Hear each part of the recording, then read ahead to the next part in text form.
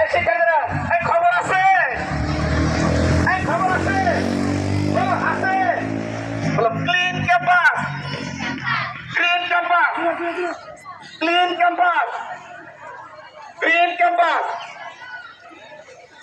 জলবায়ুর অভিঘাত মোকাবেলায় এবং ডেঙ্গু প্রতিরোধে আমাদের জনপ্রচ্ছ বিদ্যালয় গল্লি কর্তৃক আয়োজিত র্যালি গল্লি বাজারের অভিমুখে প্রথম দিন করছে আমাদের বিদ্যালয় থেকে।